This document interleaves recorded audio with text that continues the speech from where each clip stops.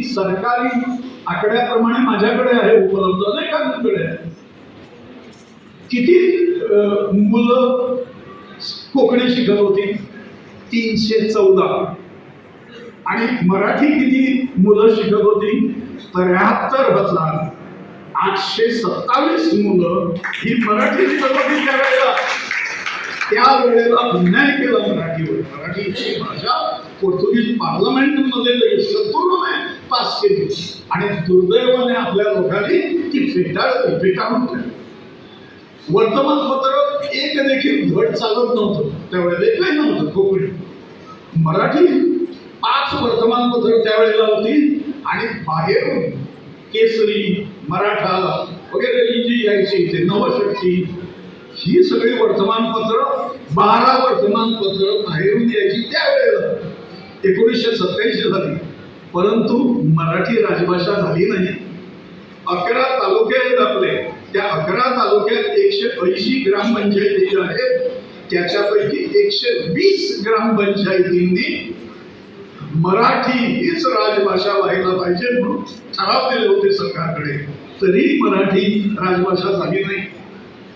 11 आपल्या राज्याचे ब्लॉक्स आहेत. BDO, ब्लॉक डेव्हलपमेंट ऑफिसर, हा कुठल्या ब्लॉकचा ऑफिसर?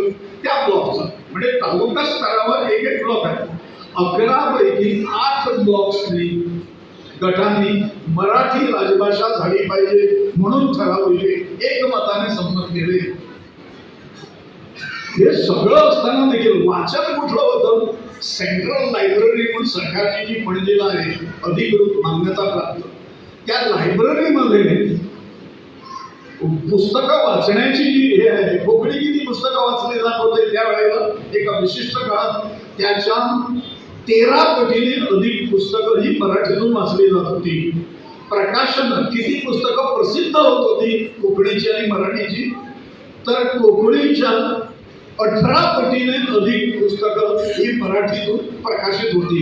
या सगळ्या बाजू, सगळे निकष परिपूर्णपणे मराठी पूर्ण करत असताना देखील पंडित जवाहरलाल नेहरूंना नको, त्यांनी एकदा मध्येच राजभाषा कायदा करण्यापूर्वी 1997 म्हणजे ते जाण्यापूर्वी 1 वर्षभर आधी 1963 मध्ये कधीतरी त्यांनी असं सांगितलं, गोव्याची भाषा ही कोकणी आहे आणि त्यामुळे कोकणीतून सगळा व्यवहार झाला पाहिजे.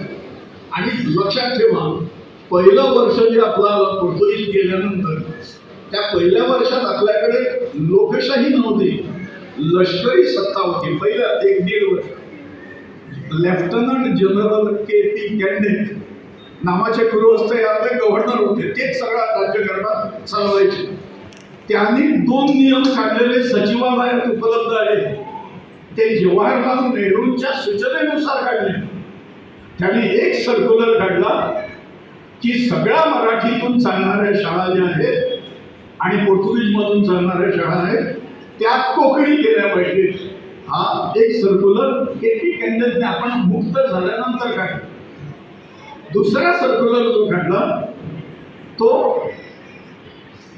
राजकीय व्यवहार, प्रशासकीय व्यवहार जो आहे, आपण अर्ज करतो, सरकारी कामं करतो, याच्यात वापरली जाणारी भाषा ही कोकणी असली पाहिजे. म्हणजे पोर्तुगीज आणि इंग्लिश या 2 भाषांना त्यांनी पुष्टी दिली. आणि नंतर असंतोष वाढायला लागला गोव्यातल्या लोकांमध्ये, म्हणून हे दोन्ही कायदे जे आहेत, आदेश जे आहेत, हे सरकारला मागे घ्यावे लागले असा इतिहास आहे. कोकणी शिक्षण आपल्याकडे गोवा मुक्त झाल्यानंतर आज 27 शाळा आहेत कोकणीच्या. राजभाषा कधी झाली? 1987 साली. आणि शाळा किती आहेत आज? अमुक. आणि शाळा बंद जरी पडायला लागल्या सरकारच्या निबळटपणामुळे आणि अकार्यक्षमतेमुळे, तरी देखील अजून 635 शाळा मराठीच्या शिल्लक राहिलेल्या आहेत.